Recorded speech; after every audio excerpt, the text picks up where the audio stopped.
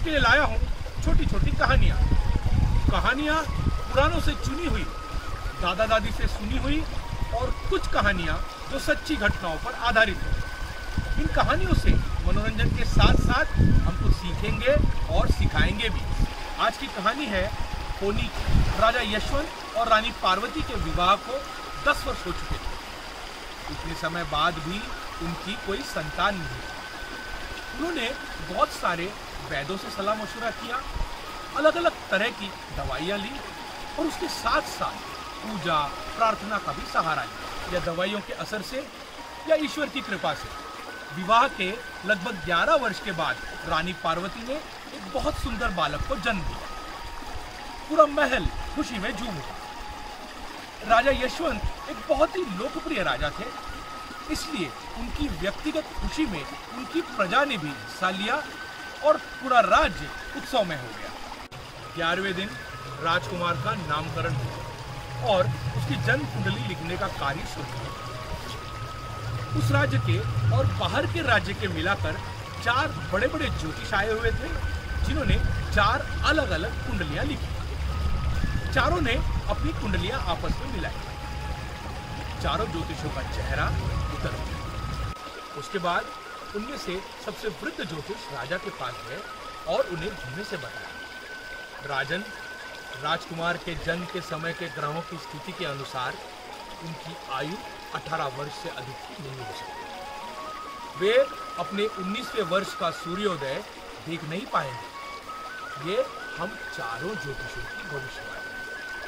यह सुनकर राजा बहुत क्रोधित हुए और चारों ज्योतिषों को बंदी बनाने का आदेश दिया।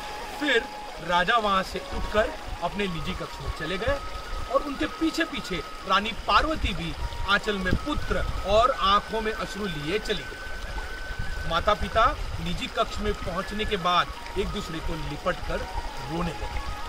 कई दिनों तक उस माता पिता का मन किसी कार्य में लगा नहीं।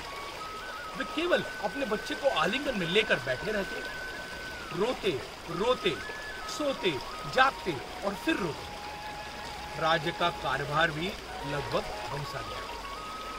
नामकरण के दिन के पश्चात राजा अपने दरबार में गए ही नहीं, पर एक दिन रानी ने होश संभाला। उसने राजा के पास जाकर कहा, प्रभु, उन ज्योतिषों को रिहा कर दीजिए और आप भी राज्य का कार्यभार संभालना शुरू कर दीजिए। रही हमारे राजकुमार की बात, हम उसे अपनी आंखों से ओझल ही नहीं होने देंगे।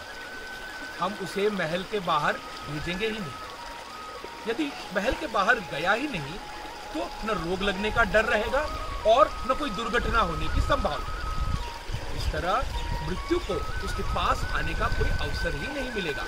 राजा ने रानी की बात मान ली और ज्योतिषों को रिहा किया। उसके बाद वे अपने राज्य के कार्यभार में भी जुट गए। इस तरह कई महीने वर्ष राजकुमार को पढ़ाई के लिए भी गुरुकुल नहीं भेजा गया।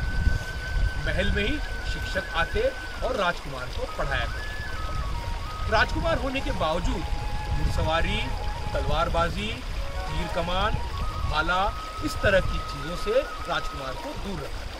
राजा या रानी हर वक्त राजकुमार के साथ रहते और उसे एक क्षण के लिए भी अपनी आंखों से दूर नहीं होने देते। महीने वर्षों में और देखते ही देखते राजकुमार 18 वर्ष का।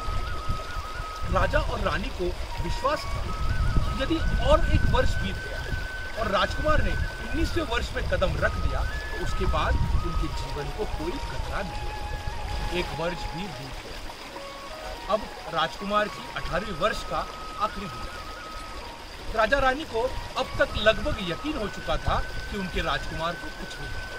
फिर भी वह एक दिन गुजरा। राजा ने उस दिन अपने दरबार को भी छुट्टी दे दी थी और सारा दिन राजकुमार और रानी के साथ में निजी कक्ष में ही बैठे। सुबह से दोपहर हुई, दोपहर से शाम और शाम से रात।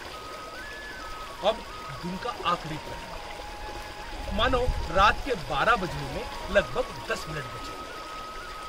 राजा और रानी खुश थे कि अब बस कुछ पलों में हमारा संकट टल जाए।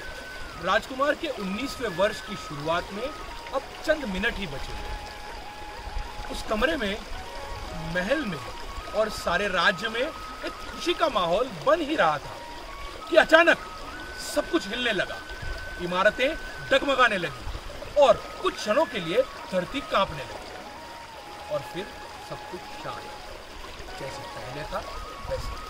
परंतु उन क्षणों में राजा के कक्ष में लटकता हुआ झूमर इमारत के डगमगाने से बड़ी तेजी से नीचे गिरा, सीधे पलंग पर लेटे हुए राजकुमार के सिर पर, और उस झूमर के वजन से दबकर वहीं उसी क्षण राजकुमार की मृत्यु हो गई। एक भूकंप आया था केवल कुछ क्षणों के लिए, जिससे सारे राज्य में न कोई जान न कोई माल का नुकसान हुआ, राजकुमार के मृत्यु के सिवा। तो सीखना यह है कि यदि हम भविष्य जान लेंगे तो हमारा वर्तमान नष्ट हो जाएगा। इसीलिए भविष्य को जानने का प्रयत्न न करें।